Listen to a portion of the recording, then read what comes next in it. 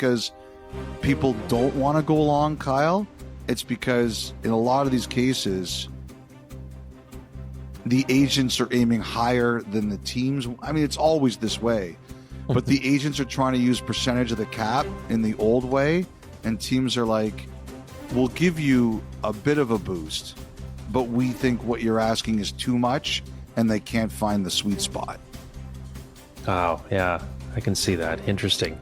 Okay, so then how about the Rangers side of all this, Elliotte? So one of their longest-serving members, Chris Kreider, is now in Anaheim.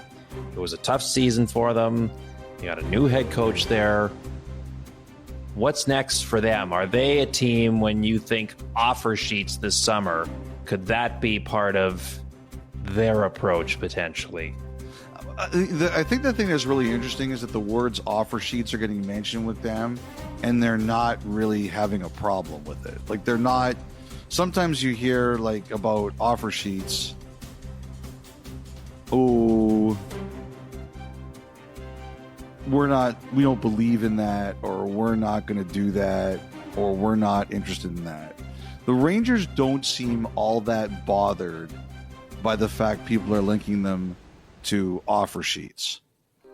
So I'm curious to see where that's all going to go. Like, I think the one thing is, like, you can't do what they did with Joe Sakic, where you give him $15 million up front, or what happened with Sergei Fedorov when Karmanos gave him $26 million in a year, right? You can't do that anymore. There's rules about variance from year to year that prevent that, but you can still put poison pills in, like signing bonus and things like that. And the Rangers have the financial ability to do that. So I think the Rangers do make teams nervous. We'll see if it's real or just a fake. The thing is that when you look at free agency this year, number one, I think a lot of people expect Bennett to go back to Florida. Nothing is done until it's done. So that leaves you Marner and then Ehlers, and then where exactly are we going here, right? Marner, I think if he leaves Toronto, he's going west. I freely admit I would be surprised if he would be in the east if he leaves Toronto. Ehlers, we'll see. There'll be an interesting race for Ehlers for the teams that don't get Marner or aren't in on Marner. It'll be a very interesting race for him. But let's just say the Rangers don't get any of those guys, then maybe offer sheets is what they're looking at. We'll see. They want to be aggressive. I think this, Miller,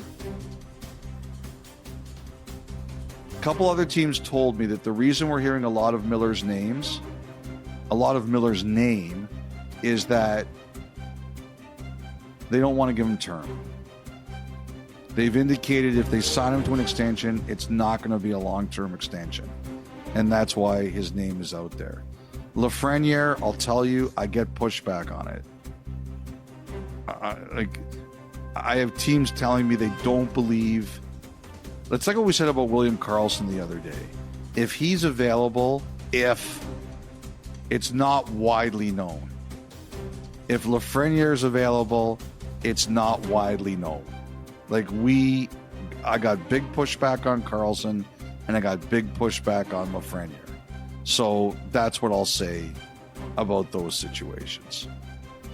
One of my favorite Lafreniere Kreider stories, they were in Ottawa a few years back, and in the room after the morning skate, and a reporter was talking, I think it was Zibanejad, because him and Kreider, of course, had their stalls next to each other, and he's asking Zibanejad about Lafreniere, but he's referring to him as Alex.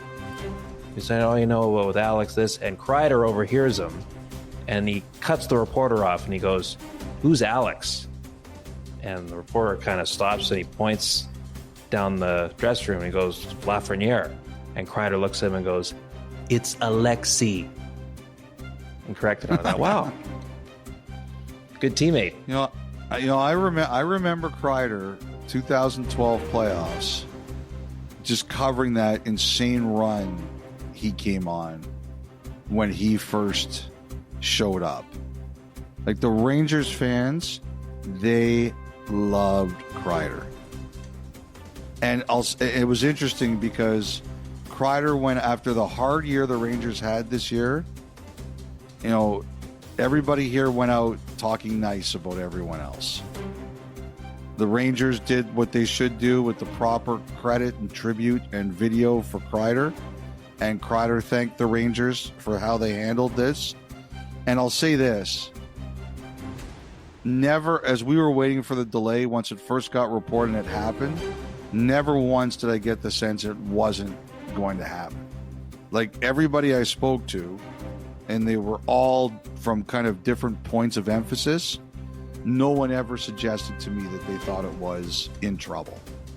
So it's been a hard year. It ended at least the right way with the proper respect. And, you know, we'll see where everyone goes from here. You'll be motivated. And I'm really curious about the Rangers. They don't have a ton of cap room yet, but they seem to want everyone to realize they're prepared to be aggressive. We'll see. Okay, Elliotte, the Dallas Stars. So they've got a new head coach to find, and there's seemingly a lot of other chatter around them over the last little bit. We've talked about Jason Robertson on this podcast. His name has been out there elsewhere. What do you think is going on at this time with Robertson's name being out in the public? Okay, you want to do Robertson first? That's where I get a sense. Like, you want to do Robertson first. Yeah, why don't we start there? Okay, it's late. It's 1:52 a.m. I'm just, my mind is starting to We're on fumes here. Okay, so it has been a wild week around Jason Robertson. I think everything that was reported during the week about him was accurate. I think Dallas was reeling after their great wins over Colorado and Winnipeg, their shock and disappointment at the way they lost to Edmonton, and how the last game unraveled to the point where Peter DeBoer got fired. And I think they let it be known that they were going to have to consider some things. And I don't think anybody who reported that there was noise around Robertson was wrong. I got a call during the game on Thursday night saying that Dallas is dialing this back a little bit, and we'll see. Here's why I think Robertson, his name was out there. Dallas has some decisions to make. What they want to do and how they're going to deal with some of the choices on their roster.